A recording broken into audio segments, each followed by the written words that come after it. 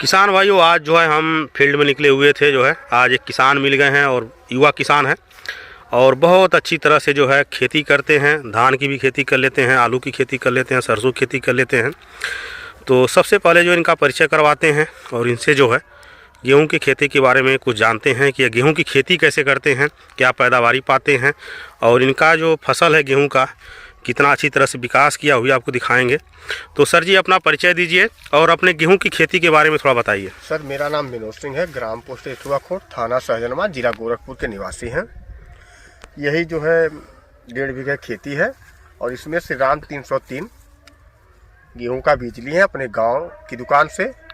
और इसको जो है 3 दिसंबर को हमने इसकी जो है पलेवा करके बुआई कर दिया था और 20 दिन में इसमें यूरिया डाल दिया सिंचाई करके। उसके बाद फिर इसमें थोड़ा सा जाइम और बायोबीटा और थोड़ी यूरिया मिला करके हमने स्प्रे कर दिया। और सर जी, कोई ज़्यादा मतलब लागत नहीं, 20 किलो पर बीघे के हिसाब से डीएपी और 10 किलो पर बीघे के हिसाब से यूरिया इसमें डाला हूँ।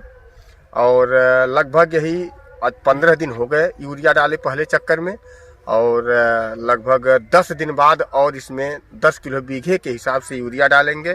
उसके बाद एक पानी और इसमें लगाएंगे। तो ये जो फसल आपकी है कितने दिन की हो गई है?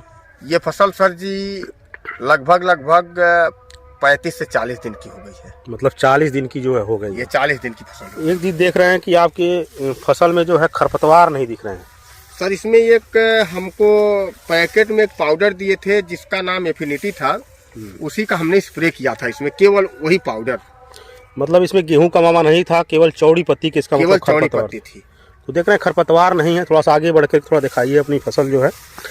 और कहीं कहीं हम देख रहे हैं पौधे भी कम हैं। सर, इसमें कुछ जमाव में या बिया छिटाव में कुछ कमी आ गई, जो कि कभी बिये का छिटाव नहीं किए थे तो दूसरे लोगों से करवाए थे, उसी की ये कमियां हैं। लेकिन सर जमाव में कमी नहीं थी, लेकिन छिटाव में कुछ कमी हो गई इसमें। तो इसमें सिंचाई आप लग रहा है एक कर चुके हैं? एक कर रहे हैं सर। 10 से 12 दिन के बाद एक और सिंचाई इसको करेंगे। मतलब पूरी फसल अवधि में आप कितनी सिंचाई करेंगे? अभी एक सिंचाई और देंगे, 2 सिंचाई एक सिंचाई और देंगे। तो जब बालियां निकलती हैं आपकी गेहूं के फसल में जो है, उस समय क्या पिकासन करते हैं? सर, उस समय कुछ नहीं करते हैं, बस थोड़ा सा 10 या 5 किलो प्रति बीघे के हिसाब से यूरिया और थोड़ा सा 2 या 3 किलो बीघे के हिसाब से पोटाश का अच्छा डाल देते हैं। और पहले यूरिया के साथ आपने क्या क्या दिया है? सर 10 किलो यूरिया प्रति बीघे के हिसाब से और 20 किलो डीएपी, यही लगा करके हमने गेहूं की फसल की बुआई की थी। नहीं, जब आप पहली सिंचाई किए थे तो पहली सिंचाई पर जो है आप यूरिया के साथ क्या क्या चीज दिए थे? केवल यूरिया दिए थे 15 किलो प्रति बीघे। जिंक सल्फर आपने नहीं दिए थे? तो क्या अपनी गेहूं की फसल में जो है जिंक और सल्फर का इस्तेमाल नहीं करते हैं? नहीं, जिंक और सल्फर का इस्तेमाल किए हैं 15 दिन बाद सिंचाई के। अच्छा, सिंचाई के 15 दिन बाद 10 किलो यूरिया और 1 किलो प्रति बीघे के हिसाब से सल्फर और 1 किलो प्रति बीघे के हिसाब से वो जिंक। तो ही कहने का मतलब है कि पहली यूरिया पर आपने क्या दिया? मैंने पहली यूरिया मैंने पहली सिंचाई पर जो है आपने जिंक और सल्फर का जो है इस्तेमाल आपने किया है। तो आपकी फसल में जो है कोई बीमारी वगैरह भी नहीं देखने को मिल रही है और फसल की ग्रोथ अच्छी है। और आपके जो गेहूं के पौधे हैं उसमें थोड़ा कल्ले दिखाइए कि कल्ले कितने हैं? सर, कल्ले ये देखिए, ये एक दाना है, इसमें उखाड़ लीजिए टोटल। देखिए, इसमें एक कल्ले, एक 2, एक 3, एक 4, एक 5, एक 6, एक 7, एक 8, एक 9, एक 10, एक 11, एक 12 कल्ले हैं जी। और जड़ का विकास कैसा हुआ है? जड़ का विकास बहुत अच्छा है और जड़ में जो है किसी भी तरह का बीमारी वगैरह नहीं देखने को? नहीं, कुछ नहीं, एकदम फ्रेश है। जड़ स्वस्थ है। तो बीज दर कितना यूज किए थे आप?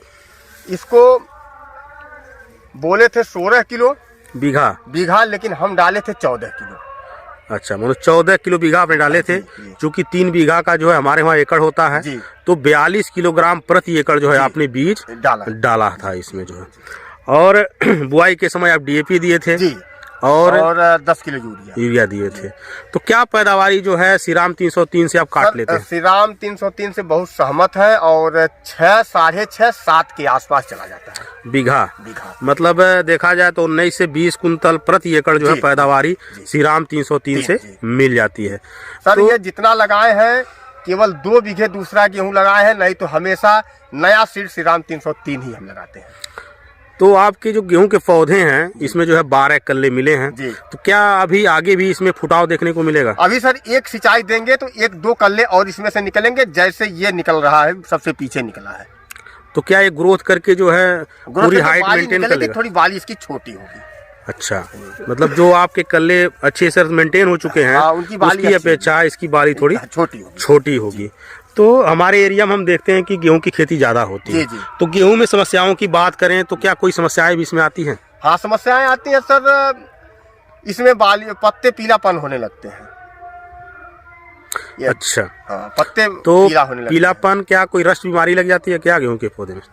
नहीं, ये जैसे शीतलहर का प्रकोप ज्यादा बढ़ जाता है तो दवाओं का छिड़काव होने से मान लीजिए कि धूप न मिलने के कारण दवाओं का असर ज्यादा पत्तियों पर हो जाता है, इसीलिए पीला हो जाता है। मतलब गेहूं की फसल में फंगिसाइड भी यूज करते हैं? जी जी। तो क्या इसमें फंगिसाइड आप यूज कर चुके हैं? अभी नहीं यूज किए। तो ये आपकी फसल जो है कितने दिन की होगी? 45 दिन की? हाँ, 45 दिन की हो चुकी है और 15 दिन बाद लगभग आप जो है इसमें एक सिंचाई और करेंगे।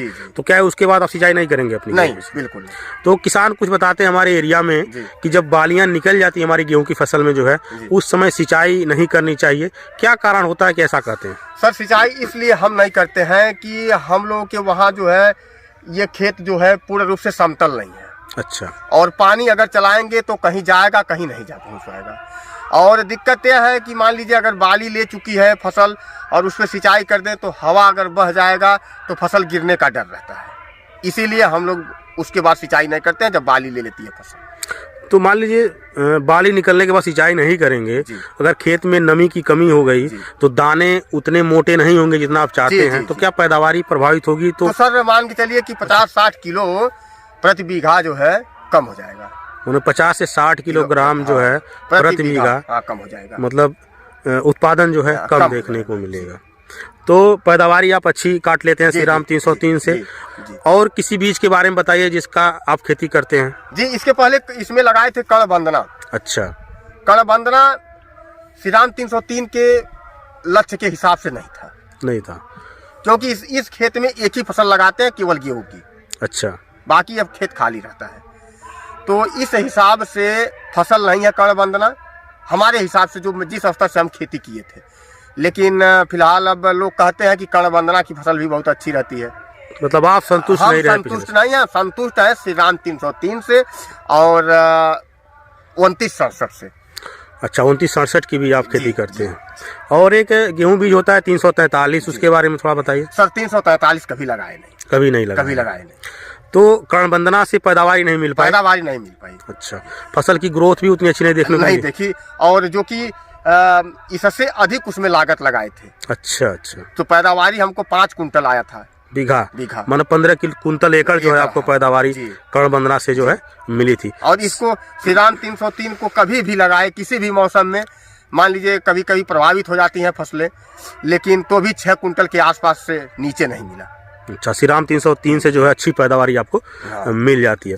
तो श्रीराम 303 जो है रिसर्च बीज है, तो क्या बार बार आप नया बीज खरीदते हैं लगाने के लिए? हमेशा नया लगाते हैं, पुराना बीज नहीं लगाते? पुराने से क्या अंतर हो जाता है? पुराने से सर दिक्कत यह है कि थ्रेशर से मड़ाई करवा नहीं पाते हैं। अच्छा। कंबाइन से खेत की कटाई होती है, उसमें तरह तरह के बीज मिक्स हो जाते हैं। अच्छा। जिससे सर पैदावारी में भी कमी होगी, बीज में मिलाव कई कंपनियों का हो जाएगा, किसी की बाली छोटी होगी, किसी की बाली बड़ी होगी। अच्छा, मतलब किसी के कल्ले में फुटाव 10 होगा, किसी में 5 होगा, किसी में 4 होगा। मतलब कहने का मतलब है गबड़ा न हो, इसलिए जो है बार बार नया बीज खरीदते हैं। इसीलिए नया बीज खरीदते हैं। अच्छा, कहने का मतलब है सर जी की जो है आप खेती तो बहुत अच्छी तरह से करते हैं, ये हम भी जानते हैं क्योंकि आप ही के गांव के हम भी हैं, लेकिन क्या ऑर्गेनिक चीजें भी कुछ करते हैं? जैसे गोबर की खाद हो गई, वर्मी कंपोस्ट हो गया? नहीं सर, गोबर की खाद देखिए जानवर तो रखे नहीं है, लेकिन मुर्गी फार्म चलाते हैं। अच्छा। तो मुर्गी फार्म की खाद डालते हैं।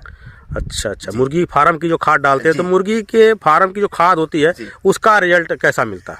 रिजल्ट सर उसका सिस्टम यह है कि अगर उसको 1 एकड़ में 2 टाली डाल दिया जाए अच्छा तो उसमें डीएपी की कोई ज़रूरत नहीं है। अच्छा एक भी दाने डीएपी की ज़रूरत नहीं है, लेकिन अधिक होने से फसलें नष्ट भी हो जाती हैं। अच्छा, मतलब यह आपको विशेष ध्यान रखने की ज़रूरत है कि ज़्यादा मात्रा में आपको मुर्गी खाद नहीं डालनी है, नहीं तो फसलें बर्बाद हो जाएंगी। अच्छा। जल जाएंगी सारी फसलें। ऐसा क्यों होता है? और ऐसा इसलिए कि उसमें जो है हीटिंग उस खाद में ज़्यादा होती है। अच्छा, हीटिंग ज़्यादा। जो फसल को क्षमता से अधिक हीटिंग दे देती है और हीट होके झुलसने लगते हैं पौधे। अच्छा, तो हो जाएगी, फसल बर्बाद हो जाती है। और ज़्यादातर कोशिशें यह रहती हैं कि मुर्गी की खाद बारिश के पहले पड़ जानी चाहिए खेत में, ताकि बारिश हो जाए और खाद और मिट्टी मिल के ठंडी हो जाए। अच्छा, ताकि फसल पे उसका कोई असर न पड़े, लाभ के सिवा नुकसान न करने पाए। मतलब मुर्गी की खाद डालते समय इस बात का जरूर ध्यान जी, रखें कि अनुशंसित मात्रा में डालें। हाँ जी। और जब बारिश हो उस समय डाल कर मिट्टी में उसको मिला दें, या तो पलेवा से पहले उसको डाल करके पलेवा कर दें, हाँ। तब खेत बोने की तैयारी पे हो तब बुआई करें। तब बुआई लेकिन इस बात का ध्यान हो कि अगर मुर्गी की खाद आप खेत में डाल रहे हैं, 1 एकड़ में 2 ट्राली बहुत ज्यादा हो गई। अच्छा, बहुत ज्यादा। उसके साथ साथ उसमें डीएपी कतई न डालें। अब बुआई के साथ 5 किलो पर बीघे के हिसाब से केवल यूरिया डाल दें। अच्छा, बस केवल इतनी जरूरत है। और मुर्गी खाद का जो असर आपको दिखेगा पूरी फसल में दिखेगा? पूरी फसल में दिखेगा सर जी, और उसके अगल बगल कोई भी फसल उसके टक्कर की होगी नहीं। आदमी चाहे पूरी डीएपी डाल के बोले, लेकिन मुर्गी के खाद की टक्कर की कोई फसल मिलेगी नहीं। अच्छा, बहुत अच्छी जानकारी आपने दिया मुर्गी खाद पर भी जो है। और मुर्गी का जो खाद होता है वो हम हर फसल में यूज कर सकते हैं? जी जी। और मुर्गी की खाद सर जी, मुख्य बात यह है कि केवल एक ही फसल में काम करती है। अगर गेहूं के सीजन में पलेवा करने से पहले डाल दिए तो उसकी सारी जो उर्वरक शक्ति होती है वो सब फसल गेहूं की ही ले चुकी है। जैसे गोबर की 2 बार चलती है, लेकिन ये मुर्गी की खाद केवल एक फसल में यूज होती है। अच्छा, अच्छा। धान के सीजन में फिर आपको लगाना पड़ेगा मुर्गी की खाद, तब चलता तो धान की खेती भी आप अच्छी तरह से करते जी, हैं। जी। और फसल जो है काफ़ी अच्छी है आपकी, और पैदावारी भी हमको लगता है आने वाले समय बहुत अच्छा मिलेगा। ग्रोथ भी अच्छी है आपकी, क्योंकि 45 दिन की फसल है तो उस हिसाब से जो बहुत अच्छी ग्रोथ है। तो सर जी, बहुत अच्छा लगा आपसे बात करके और बहुत अच्छी जानकारी आपने दिया। तो बहुत बहुत धन्यवाद आपको जो है। जी, धन्यवाद।